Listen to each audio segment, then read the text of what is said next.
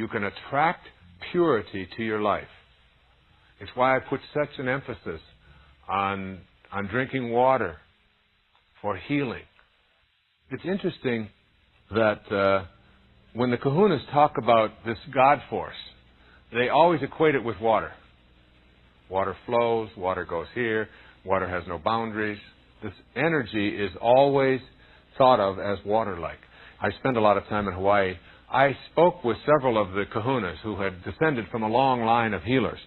And I talked to them about healing and how it works. And how come some people have this ability to heal and other people don't? And they explained it to me like this, very intriguing. They said that the life force is really electrical in nature, or water-like in nature. Only water we can see. Electrical still flows the same way, only we just can't see it with our eyes. And this one great kahuna said to me, he said, being able to heal is nothing more than having an energy within you that is stronger than the energy of the person who believes they can't. All you have to do is have that energy be stronger than that. And he said, between your thoughts and any place on your body that you feel needs to be healed, like an ache or a pain or a disease or a boil or a headache or a backache or a cut or just a plain disease process of some kind that is located in a specific place in your body and you know where it is, he said, between your thought and that place in your body, there's a current. And the current is like an electrical current. And he's writing, I was writing this down. It was so fascinating.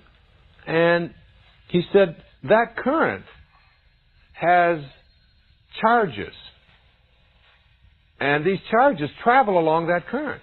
And between your thought and that place on your body, you can place what they call shadowy substances that will heal that sepsis or that disease or that pain. And the way that it works is that what you place along that current is your will. And your will is in the form of thoughts. And this energy that I'm talking about, this power of attraction, is really the power of your ability to think. It is your thoughts, which are not in the physical world. I mean, you can't get a hold of them. It is the power that you have to think. It is that power. And you can harness that power and place it along, according to these healers, you can place it along this current in the form of these shadowy substances or waves, and you can literally visualize or picture it going from your thought to that place. And you just keep that current filled with the will of healing. And that, he said, is how it works. And I must say that, some people have given me a lot more credit and so on than I believe that I personally deserve in this area of healing and so on. But when somebody comes to me whose belief in me is stronger than their own disbelief in themselves, I find I can help them. It isn't me, Wayne Dyer, this physical body that is here. It's this energy of knowing that healing is possible and that it's in every one of us.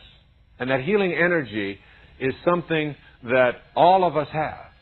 And that by putting your hands on or just convincing somebody or just letting them know that I have such a strong belief in you that you can be healed, that has a tendency to transcend the negativity that is the disease process.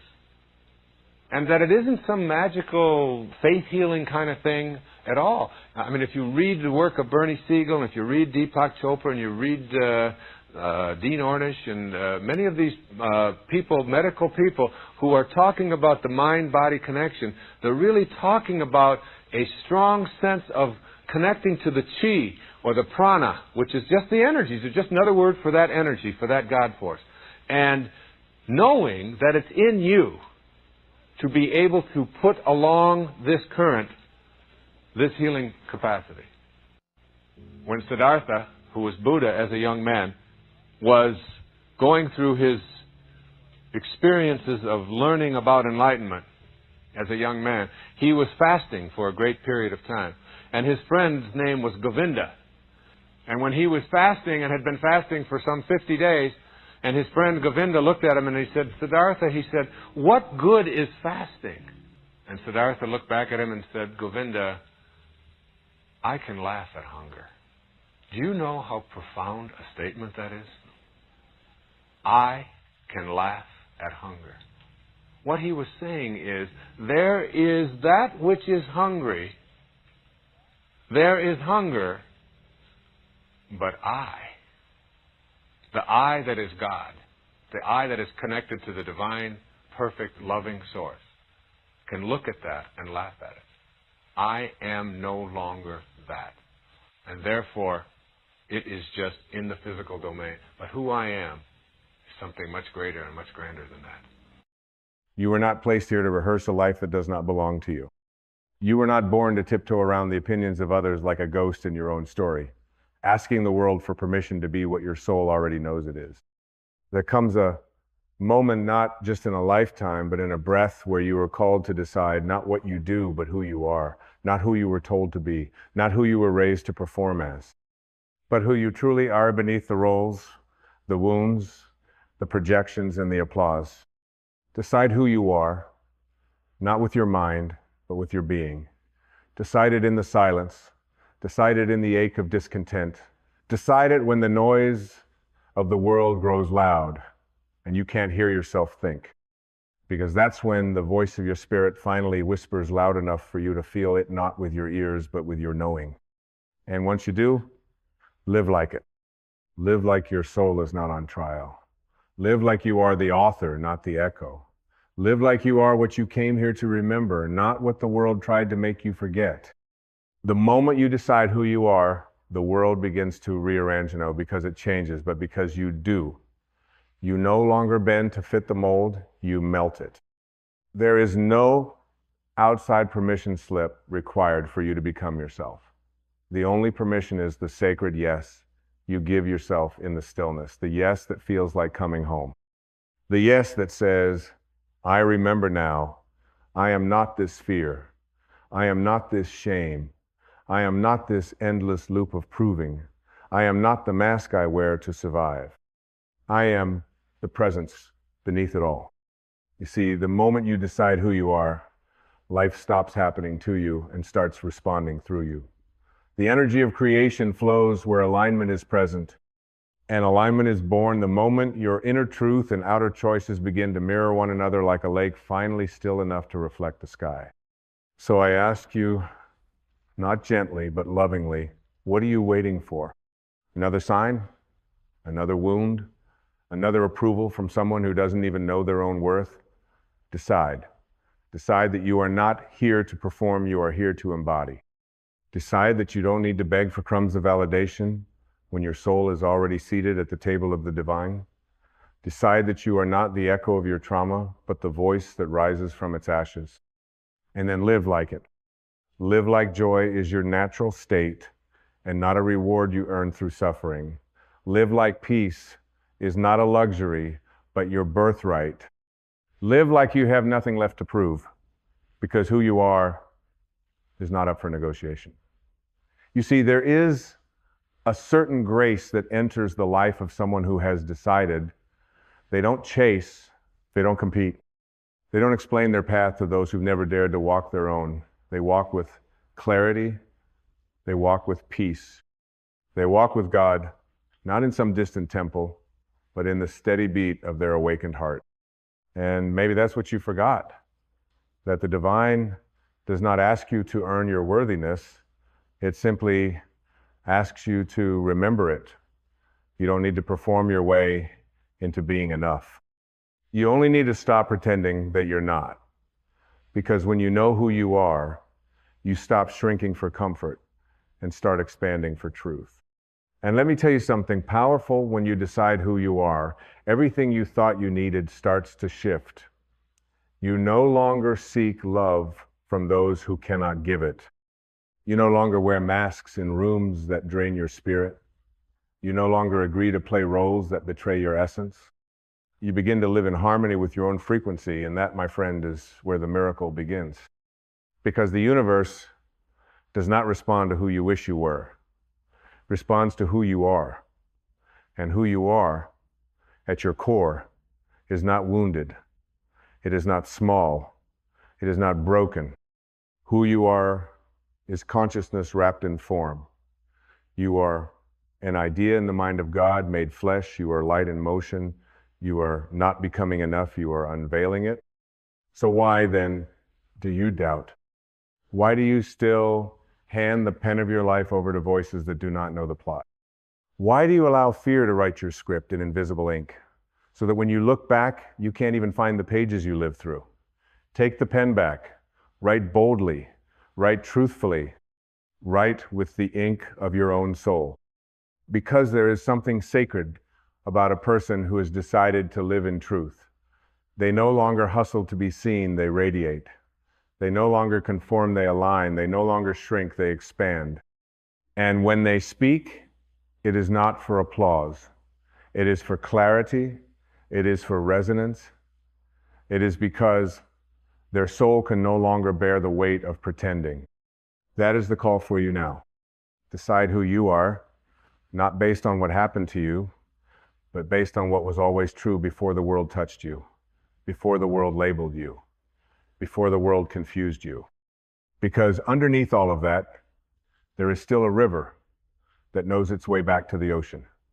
There is still a flame that remembers how to burn. There is still a child in you that never forgot how to believe in magic. That child was never wrong. The world was. You were not wrong to want to dance in your own rhythm. You were not wrong to question the cages they called comfort.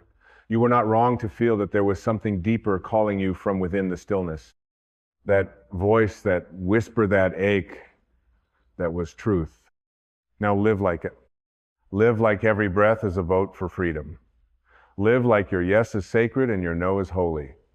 Live like your time is not something to trade for acceptance, but to devote to your becoming. Because when you live from the place of inner decision, you stop reacting and start creating. You stop fearing death and start honoring life. And when people ask, who do you think you are? You will answer, not with defensiveness, but with peace. I am what I decided. I am what I remembered. I am what I've always been, even when I forgot. And I live like it. The moment you decide who you are, you enter a sacred contract, not with the world, but with your soul. And this contract is not written on paper. It is not notarized by society or signed with ink. It is carved into your being like the sunrise carving light into a sleeping sky. It is felt in the marrow of your bones when you finally stop trying to outrun yourself. You don't just decide with your thoughts. You decide with your energy. You decide with the way you breathe when you no longer hold yourself hostage to the expectations of others. You decide with the way you walk away from what once kept you small, and you do not explain why you are not returning. This decision, this sacred inner declaration, doesn't require a celebration. It requires congruence. It calls you to align the way you speak with the way your spirit whispers. It asks that your actions stop apologizing for your essence. And it demands that you stop postponing your joy for some mythical moment when all the pieces fall into place. Because the only piece that was ever missing was you. The real you, the undiluted you, the radiant, whole, soul-infused you that didn't need to become anything to be worthy of everything. You see, we live in a world that sells us mirrors made of lies. It tells us we must earn love, that we must compete to matter, that we must be someone else to be acceptable. But your soul has never bought into that currency. Your soul speaks in a different language. It doesn't shout, it doesn't bargain, it doesn't manipulate, it waits, it watches. And when you finally sit still long enough to listen not with your ears, but with your being, it says, welcome back, I've been here the whole time. That voice within you is not a stranger. It is the truest friend you've ever had. It's the one who doesn't care about your resume, your likes, your accolades, or your failures. It only asks one thing. Will you be loyal to me now? Will you finally be loyal to your essence, even if it makes you misunderstood? Will you be loyal to your peace, even if it makes you walk alone for a while? Will you be loyal to your light, even if the world prefers your shadow? Because when you decide who you are, and I mean truly decide, you will lose many things. You will lose the need to be liked. You will lose the craving for external validation. You will lose the habit of shrinking when you feel too powerful. But you will gain something that can never be taken. The unshakable, unbreakable, unmovable knowing that you are living your life, not someone else's version of it. And from that knowing, freedom blooms. A freedom that is not dependent on circumstances, a freedom that is not a result of control, but a surrender to truth. And in that surrender, you don't become passive, you become powerful. Because you are no longer chasing life, you are creating it. Not from desperation, but from clarity. Not from fear, but from purpose. Not from pain, but from presence. This is not a performance. This is a homecoming.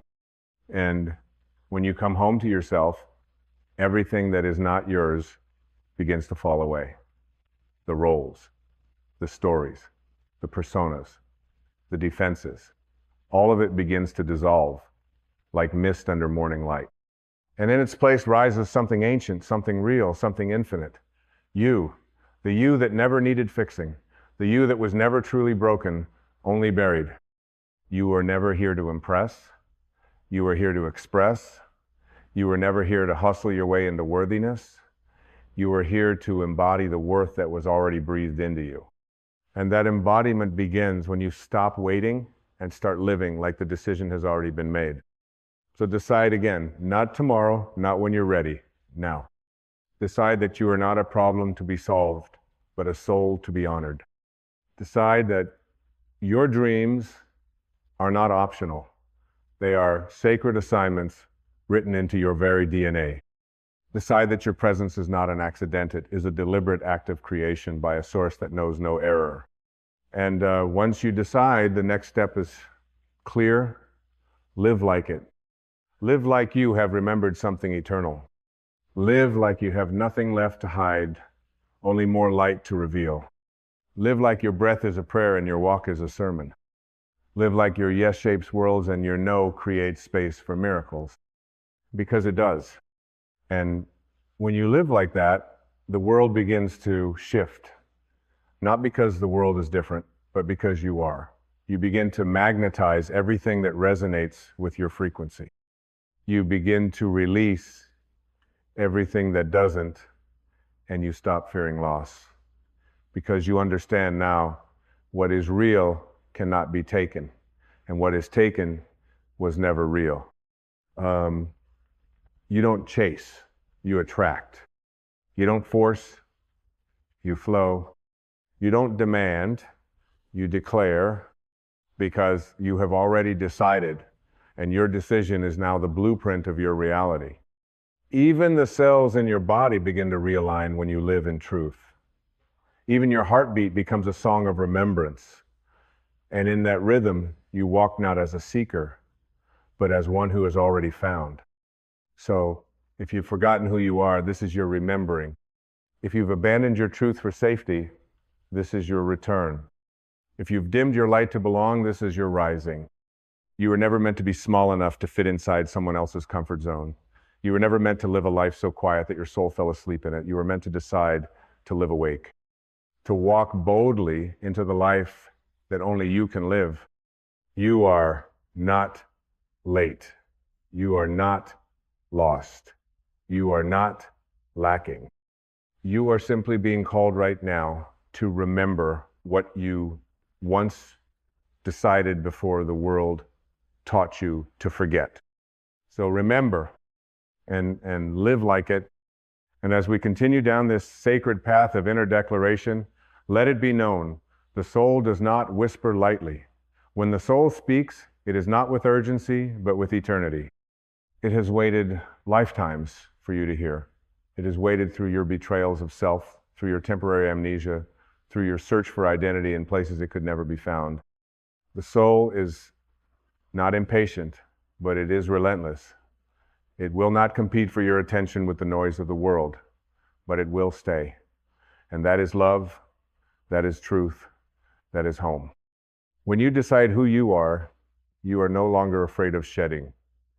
You become a master of releasing, because now you understand nothing real is ever lost.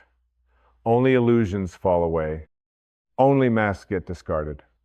And with every layer you shed, with every old belief you burn at the altar of your becoming, you get lighter, freer, truer. Deciding who you are is not about becoming someone new. It's about becoming someone ancient to you that existed before the world taught you to perform, before the ego taught you to defend, before your pain taught you to doubt. The real youth of soul you is not in need of change. It is in need of liberation. And when you live like that, when you live from that place, something miraculous begins to occur. You stop needing others to mirror your worth. You stop auditioning for love you were already born from. You stop compromising with mediocrity, not out of arrogance, but because truth has become your new standard. And truth, my friend, is not always comfortable, but it is always healing, it is always freeing, it is always aligning you with the life you came here to live. Not a life of mere survival, but a life of significance, a life of depth, a life where peace is not occasional, it is your constant companion. A life where you stop trying to get ahead and start walking in step with the rhythm of your soul. That rhythm may not match the tempo of society. That rhythm may look like stillness in a world that worships speed. That rhythm may require you to say no to things others call success, to say yes to things that don't make sense to their logic, but make perfect sense to your spirit. Because when you live from your decision, your divine decision, your life becomes a declaration, not a declaration of defiance, but of alignment. Not rebellion, but remembrance. Not force, but flow. And you will begin to notice you speak differently. You walk into a room and no longer seek to be chosen. You choose yourself silently, fully. You sit across from others and listen, not to respond, but to understand, because you are no longer protecting a false self that needs to prove anything. You create not to impress, but to express, because your joy is no longer conditional on being received. It is self-generating, it is sacred, it is enough. And if you fall out of alignment, as we all do, you will not shame yourself. You will return gently, bravely, without drama, because you know now that coming home to yourself is not a one-time event. It is a daily devotion. You make that decision again, every morning, with every breath. Today, I decide who I am. Today I walk like it.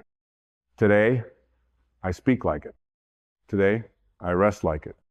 Today I love like it. And when the old voices rise, the ones that say, you are not enough, not ready, not deserving, you will not argue with them, you will not battle them. You will simply turn your gaze inward, breathe, and return to the knowing. Because once you've made the decision, you don't need to convince anyone else. You only need to live it. Let your life be the evidence. Let your peace be the proof. Let your presence be the sermon. Let your alignment be the miracle that speaks louder than your words ever could. Because when you decide who you are and live like it, you become unshakable, not because life becomes easy, but because you become rooted, anchored, centered in a self that is no longer defined by the external. You become the calm in the chaos, the light in the fog, the truth in the noise.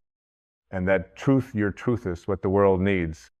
Not a version of you polished for approval, not a diluted self painted for performance, but the raw, radiant, real you.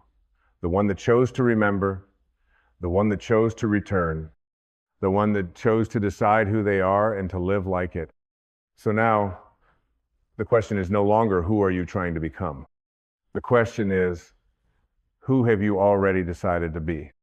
And what would it look like if you finally, truly, courageously, unapologetically lived like it? And as the sun knows no shame in shining, may you know no shame in becoming.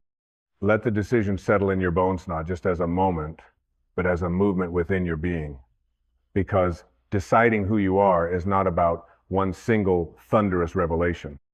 It is about learning to choose yourself over and over, even when it's quiet, especially when it's quiet, when no one is watching, when nothing grand is happening, when the world has turned its gaze elsewhere. In those unseen moments, When you could shrink or delay or distract you, rise instead. Not for them, for you. Because you finally understand that authenticity is not about performance, it's about presence. It's about integrity. It's about being one with your truth. Even when your voice shakes, even when the past echoes, even when the old self claws at the door, asking for one more day of your time. But you don't give it because you have decided. You've decided to live like love is not something to chase, it's what you are. You've decided to walk like forgiveness isn't weakness, it's liberation. You've decided to create like your existence is already a masterpiece. And when you do this, you become a lighthouse not by trying to fix others, but by becoming unignorable in your radiance. You don't need to tell people what you're becoming, your energy tells them. Your presence tells them, your peace tells them. You become an example, not by being perfect, but by being whole. You see, wholeness does not come from achievement. It comes from alignment.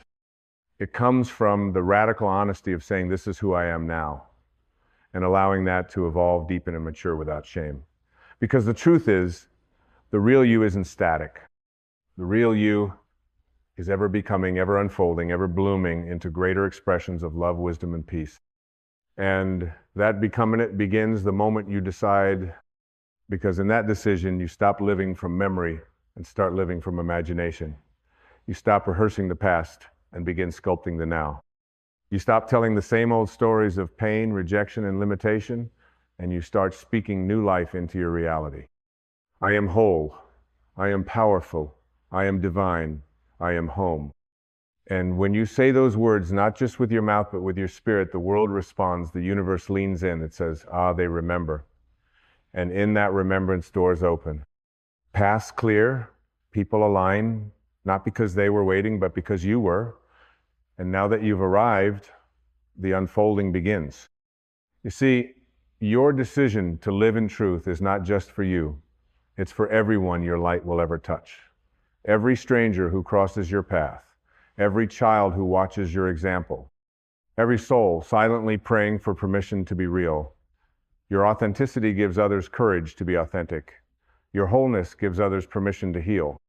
Your peace ripples outward in ways you will never fully see, but the impact is real. So don't delay. Don't wait until the pain forces you. Don't wait until the fear fades. Don't wait until the world claps for you. The applause will never be loud enough to quiet your soul if you haven't yet made peace with yourself. Choose peace now. Choose you now. And live like the decision has already been made. Because the truth is, you decided who you are long before this moment. You decided in the silence between breaths. You decided in the ache that would no longer let you lie. You decided in the tears that fell without explanation. You decided in that moment, you said, enough. Enough hiding. Enough shrinking. Enough waiting. And now you're not just ready, you're aligned. So live like it. Speak like it. Walk like it. Create like it. Breathe like it. Because your life is no longer a performance. It is a prayer. And your soul is no longer asleep. It is awake. Fully, radiantly, irreversibly awake. And now, nothing can ever be the same again. Because once you decide who you are and live like it, you become unstoppable. Not because the path is easy, but because you've remembered that you are the path and there is no going back. Only forward, only freedom, only truth. Only now, you are home. Live like it. There's something holy about a life that no longer seeks escape, a life that no longer fantasizes about someday or waits for a better version of itself to begin, a life that opens its eyes to the miracle of this moment, this breath, this know, and says, I'm no longer at war with myself. There is no longer a version of me I am running from or toward. There is only this presence, and in this presence, I am already complete. That's when the real transformation begins. When the decision to live like yourself fully, unapologetically, and joyfully as no longer an idea, but a devotion. A sacred practice of remembering not once, but moment by moment. You wake up, and before the world claims your attention, you place your hand on your heart and whisper, "Today, I walk with the soul at the front." And your day no longer begins with stress, but with reverence. You look at your reflection not to criticize or adjust, but to acknowledge the divine being inhabiting your body. You don't see flaws, you see symbols. Your eyes, portals, your scars, maps, your skin, a temporary home for something eternal, and something inside you softens. You stop living to fix yourself. You start living to express yourself. Not because you are without wounds, but because you are no longer defined by them. Healing, after all, does not mean erasing the pain. It means walking with it gently until it no longer has authority over your identity. And this is what few are ever taught. You do not have to wait to feel perfect before living truthfully. The decision does not require perfection. It requires honesty, radical, naked, compassionate honesty. The kind that says, yes, I've been hurt, but I am not my hurt. Yes, I've made mistakes, but I am not my past. Yes, I've been lost, but I've always been whole underneath. That honesty is the gateway to grace. And grace, once it touches your life, changes the geometry of everything. Suddenly, you are no longer holding the world together with tension. You are holding yourself together with love. You are no longer walking on eggshells through life. You are dancing barefoot on sacred ground. You are no longer censoring your spirit for the comfort of others. You are channeling your truth like water flowing from a higher mountain. That is what it means to live like you've decided who you are. It means the masks fall off, not because you've grown tired, but because you've grown true. It means the silence inside you becomes louder than the noise around you. It means you stop bargaining with your purpose, and instead, finally, you embody it. You become the message. Not the messenger trying to convince, but the living, breathing embodiment of what it means to be free. And when others see you, when they feel you, they may not know what has changed, but something in their soul will stir. Something in them will say, this is what it looks like when someone remembers. Because that's what you've done, haven't you? You've remembered. You've remembered that peace isn't the absence of conflict, it's the presence of clarity. You've remembered that joy isn't the result of outcomes, it's the natural expression of alignment. You've remembered that power isn't dominance over others, it's presence within yourself. And now, with this remembering, you move differently. You don't rush. You don't strive. You walk with the knowing that everything that is yours is moving toward you because you have finally aligned your being with your becoming. This is not Magichette's law. This is not hope, it's vibration. This is not ambition, it's surrender. Because when you surrender to the truth of who you are, your entire life becomes a ripple of liberation. You liberate your mind from old programming. You liberate your emotions from stagnation. You liberate your nervous system from the chronic grip of survival. You exhale the end in that breath, your soul takes the lead. So take another breath now, not as a routine, but as a revolution. Breathe in the knowing, I am already what I was searching for. Breathe out the lie, I am not enough. Breathe in the truth. My being is my becoming. Breathe out the performance. I have nothing to prove. And in this moment, feel what has always been here.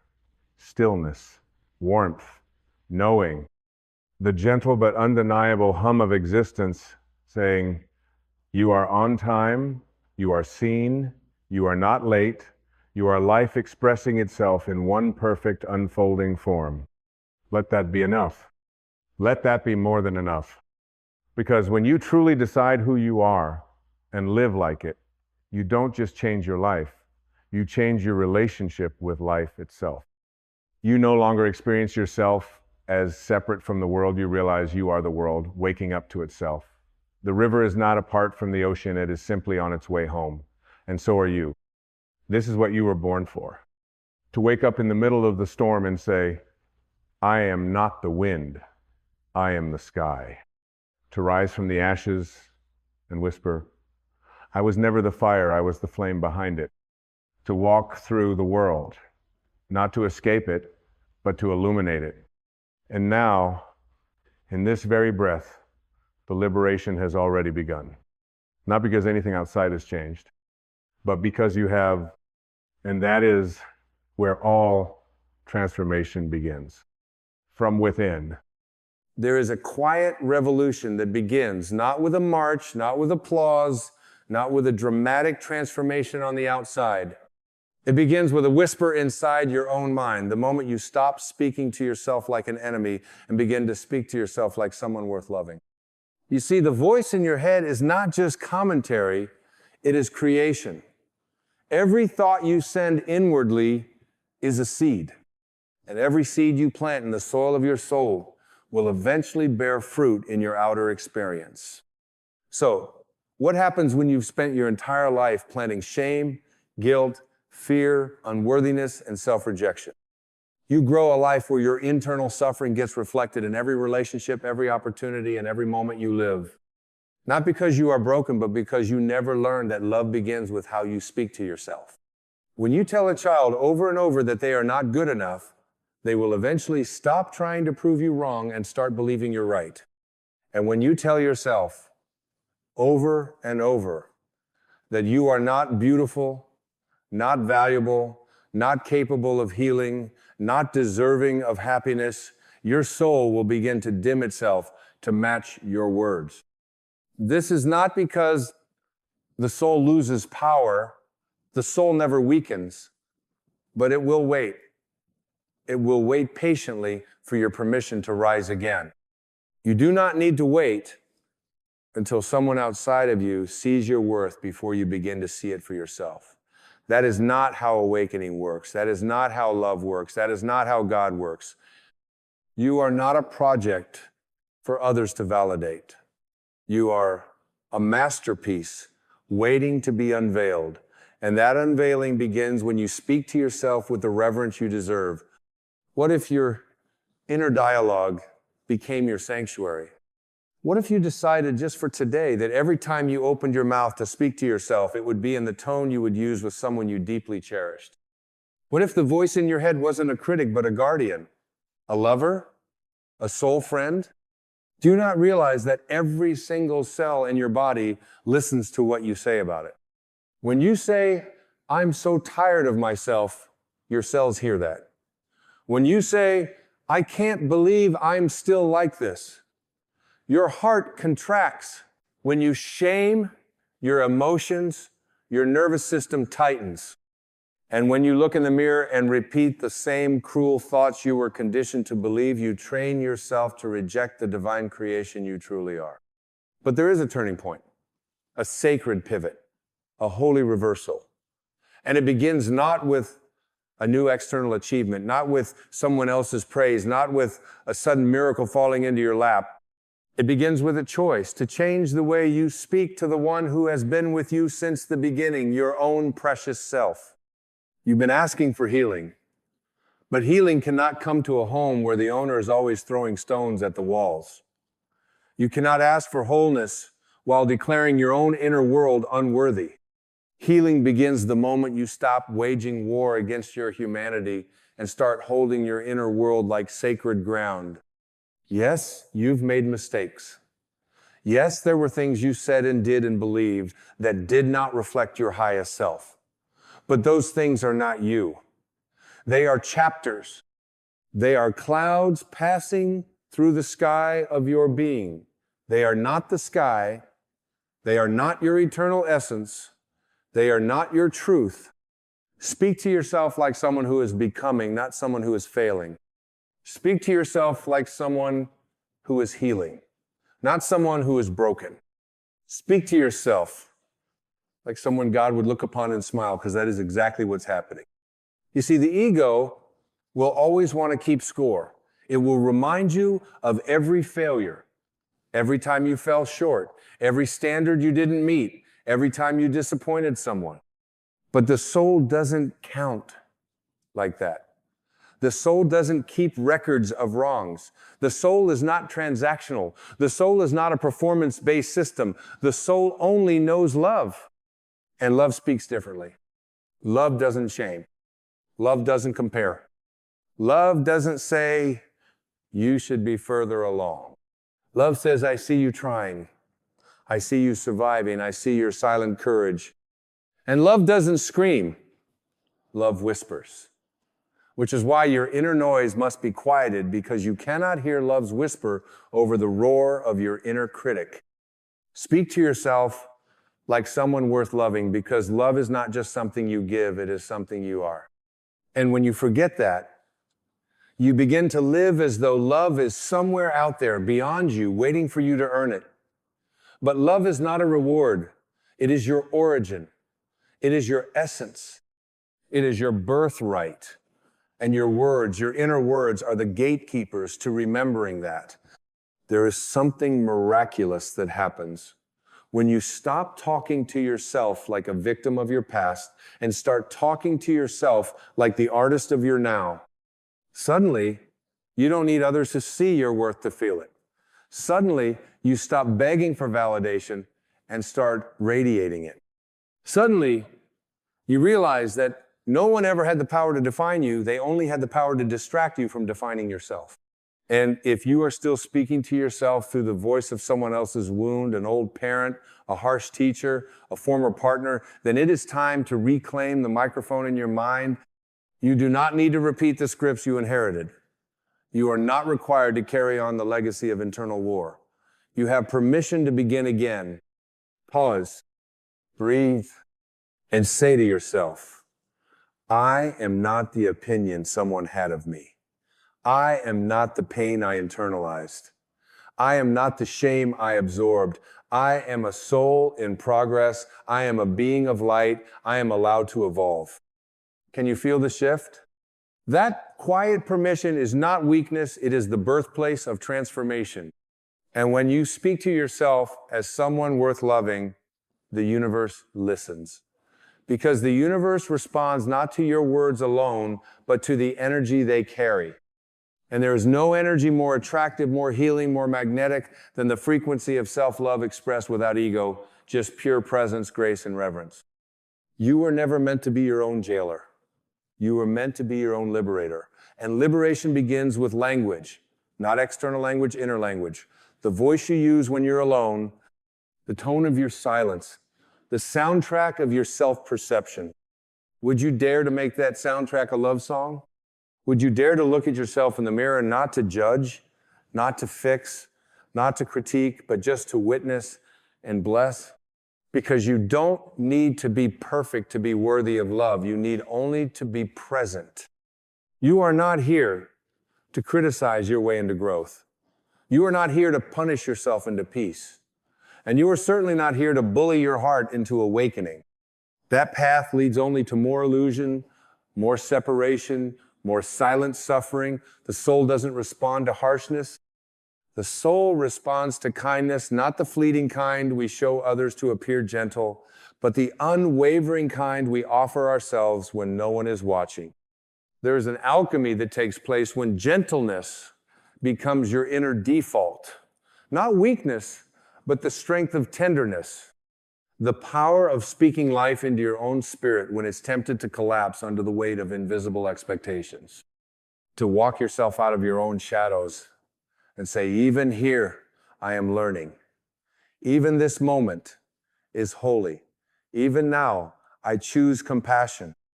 And no, it doesn't always feel natural, especially not when your habits of thought have been rehearsing self-rejection for decades. But every time you catch yourself slipping into old patterns, every time you interrupt the cascade of judgment with a pause, with a breath, with a blessing, you rewrite the very frequency of your life. One inner sentence at a time. The most powerful affirmations are not the loud declarations you post on walls. They're the quiet phrases you whisper in moments of despair. They're the words you repeat when you feel like giving up. They are the sentences that cradle your own ache when you don't feel lovable. They are the mantras that say, I may not understand this pain yet, but I still choose to stay with myself. Stay. Stay with yourself. Because self-abandonment is the oldest wound. We have learned to leave ourselves at the first sign of discomfort. We've learned to escape our own feelings, to betray our needs, to become masterful at pretending because we were taught somewhere that our realness made us less lovable. But that teaching was false. And healing is remembering the truth that your wholeness was never conditional. You do not become lovable through perfection. You become aware of your lovability by releasing the illusion that it was ever in question. And so we return to the sacred truth that the way you speak to yourself is not simply inner dialogue. It is the climate in which your soul either shrivels or expands. It is the light or the poison. It is the temple or the torment. And you, dear soul, are the architect of that temple. So when your thoughts begin to spiral, when the voice in your mind turns sharp and cold, ask yourself gently, would I speak this way to a wounded child? Would I say this to someone trembling with grief? Would I say this to someone I love? And if the answer is no, then pause, breathe, and speak again with love. Because every harsh thought is an opportunity to remember who you truly are. Every internal criticism is a doorway to self-reclamation. Every moment of unconsciousness is an invitation to return. Return to love. Return to truth. Return to the whisper of God that lives not in thunder, but in stillness. Not in shame, but in surrender. Not in punishment, but in presence. You see, your inner voice is the place where divinity meets humanity. It is the field where the eternal and the temporal touch. And if you want to live a life that is aligned with peace, with purpose, with your highest self, then that alignment must begin not outside, but within the folds of your most intimate thoughts. Because no amount of external love can make up for internal absence. No amount of applause can fill the void created by your own neglect.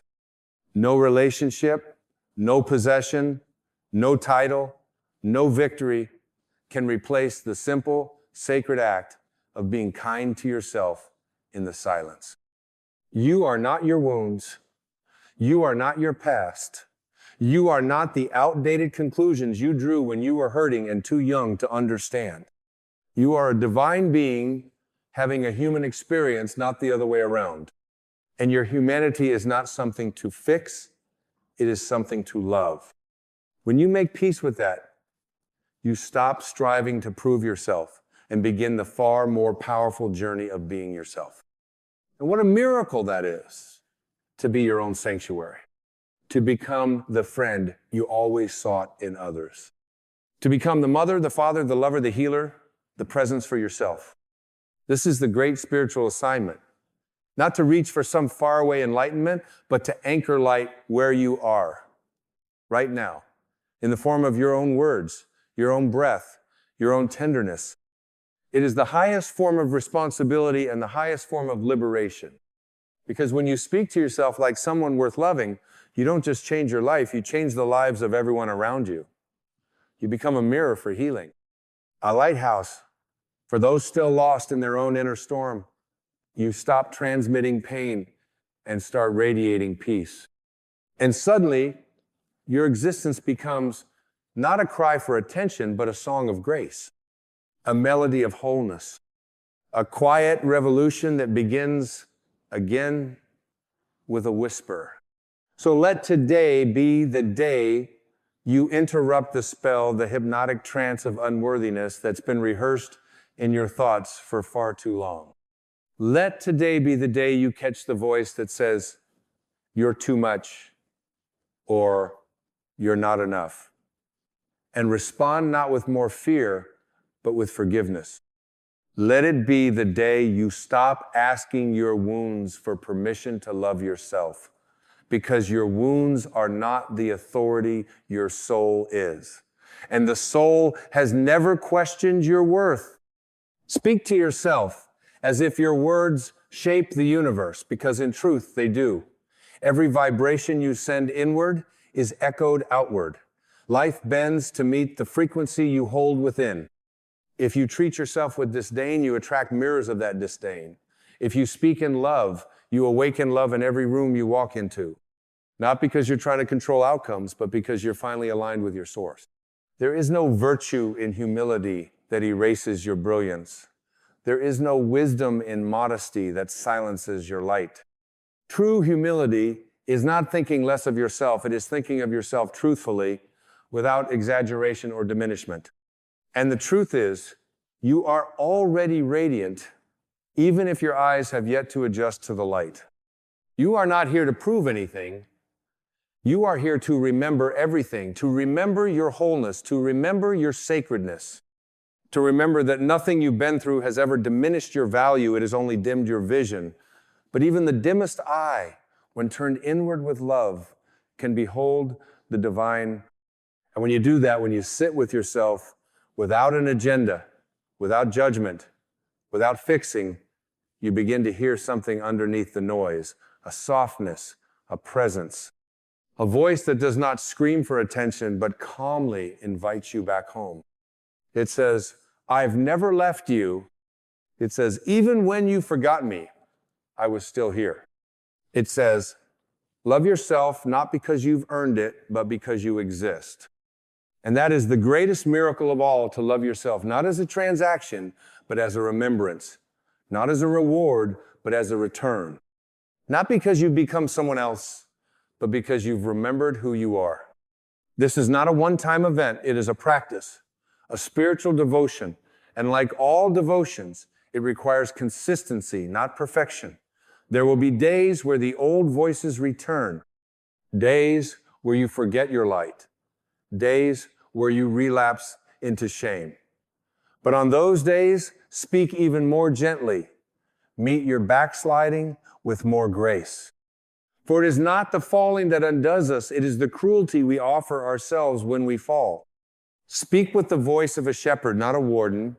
Speak with the love of a mother to her child, not a judge to a defendant. Speak with the knowing that your words are not passive, they are permission slips for the soul to bloom. And bloom you must, because the world is not healed by people who hate themselves into silence. The world is healed by those who dare to love themselves into expression, those who dare to show up fully, those who, despite their scars, choose to speak with tenderness, those who treat their own presence as sacred, and in doing so, give others permission to do the same. You cannot give what you do not possess. If you want to give love, give it first to yourself. If you want to forgive others, begin by forgiving the voice in you that forgot how to be kind. If you want to be light for others, clean the lens through which your own light shines, and that lens is language. Speak to yourself like someone who is not done becoming. Speak to yourself like someone who still believes in their own healing. Speak to yourself like someone who is loved by God, because you are, always have been, and always will be. And when you do, you become a field of grace in a world that so often forgets. You become a reminder that tenderness is strength, that compassion is power. That silence can be holy when it is filled with self-respect, not self-hate. You become not someone who acts like love, but someone who is love, radiant, rooted, real. And when others encounter you, when they hear the way you speak, feel the way you walk, sense the peace in your presence, they may not know exactly what changed in you, but they'll feel it. They'll feel safer. They'll feel more open. They'll feel, perhaps for the first time in a long time, that they are allowed to love themselves too. And in that ripple, healing begins. Not because you preached, not because you tried to convince, but because you embodied what you once only hoped for. And the voice you now use, the one that once berated and bruised, has become the voice of healing. That is your legacy. And we are now nearing the closing threshold of this sacred message, this whispered return to truth. There is something profoundly holy about learning to hold space for yourself, not as a project, not as a burden, not as a list of improvements waiting to be made, but as a living, breathing miracle. You are not here to measure up. You are here to wake up. And waking up isn't a race toward perfection. It is the soft unveiling of what has always been divine underneath the noise. When you begin to truly speak to yourself like someone worth loving, your entire relationship with life changes. You no longer treat time as an enemy. You no longer chase after moments hoping they'll make you feel whole. You no longer bow to the pressure of being someone you are, not just to earn temporary approval. Instead, you become quiet, rooted, steady. You begin to walk through this world like a soul that remembers its source. And when your mind wants to panic, when the old wounds rise, when the fear tries to dress itself in logic, you return to the inner sanctuary you've been building. You return to the voice that doesn't panic, the one that doesn't shame, the one that says, we've been here before, and still you rise. You speak peace into chaos. You speak comfort into uncertainty. You speak grace into guilt. And slowly, what once triggered you becomes your invitation. What once scared you becomes your initiation. And what once separated you from yourself becomes the very doorway back to presence. No one else can do this work for you. You can read every book, attend every seminar, follow every teacher, and still, if your inner voice is cruel, the world will feel unkind. Not because the world is against you, but because your perception is filtered through your own unresolved self-judgment. So choose to be your own revolution. Let your mind be the garden of your highest devotion. Let every thought be filtered through the lens of love. Not because you're trying to be spiritual, but because you are spirit remembering what it feels like to come home. You don't need to correct every mistake to be worthy of compassion. You don't need to fix every flaw before you grant yourself gentleness. You don't need to reach some imagined peak of enlightenment to finally allow yourself rest. All you need is the willingness to be present with yourself as you are and speak the words you most need to hear. Try this. I forgive myself for forgetting who I am. I honor myself for surviving what I did not deserve. I release the need to criticize what is still healing. I speak love into every broken piece, not to fix it, but to remind it that it was never truly broken. This is the frequency of self-reunion. This is what it means to reclaim your voice, to not just think differently, but to feel differently. To not just change your narrative, but to soften into the sacredness of being. And when you make that shift from aggression to affection, from resistance to reverence, you begin to see it ripple outward, not just in how you speak to yourself, but in how you speak to your past, to your future, to others, to the very mystery of life itself. You stop begging life to be gentle with you and instead become the source of that gentleness. You stop chasing peace like a possession and realize it's been inside your voice all along. You stop searching for someone to save you and begin the holy work of meeting yourself exactly where you are. That is the foundation. That is the breakthrough. That is the sacred silence that speaks louder than any performance. And now, with this grounded tenderness, we are ready to enter the final movement, the last unfolding breath of this journey. So here you are, not at the beginning of a new performance, but at the end of pretending, not at the edge of becoming someone else, but at the soft arrival into who you've always been beneath the noise. The voice you once used as a weapon has been returned to its true purpose: healing, blessing, creating, restoring. And as this truth begins to settle into the deeper layers of your being, you start to remember that your voice has never been just yours. It has always been a channel, a transmitter, a vessel for the divine to speak into form. And when you speak to yourself like someone worth loving, you are not just changing the course of your own life. You are participating in the healing of the entire collective. Because every time you interrupt shame with compassion, every time you replace judgment with grace, every time you choose presence over punishment, You are releasing a frequency into the world that uplifts all of us. You are making love louder than fear. You are becoming the antidote to a culture of self-rejection. You are saying to the universe, through your very breath, I am ready to be at peace with myself.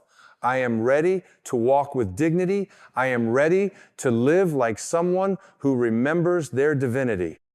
And in that remembering, you start to forgive more easily. You stop taking things so personally. You stop chasing validation. You stop needing to be understood by everyone because you are finally understood by yourself. You look in the mirror and no longer search for what's wrong, you see what's sacred. You catch your own eye and smile, not because life is perfect, but because you no longer need it to be. You rest. You soften. You stop rushing.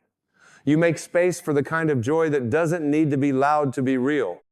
And most of all, you trust. You trust that the voice of love will guide you home again and again if only you're willing to listen. Because that voice isn't far away. It isn't hidden. It's not in some distant mountaintop retreat. It's not behind 1,000 steps of self-improvement. It is here, now, within, a whisper, waiting to become your song. So speak it. Say the words your heart has been aching to hear. I am safe with myself. I am no longer a threat to my own spirit. I am no longer a stranger to my own soul. I am worthy of gentleness, even when I fall. I am no longer at war with myself. And let every thought that follows be drenched in this energy. Let it bleed into your choices. Let it reshape your relationships. Let it slow your pace. Let it soften your gaze. Let it become your new default, not a performance, but a presence. You are not here to fight yourself. You are here to forgive yourself into freedom. You are not here to critique your reflection. You are here to revere it. You are not here to beg for worthiness. You are here to remember you are worthiness, embodied. And that memory, that soul deep recognition is the revolution. So speak, beloved. Speak to yourself like someone worth loving. Because you are. You always were. And you always will be.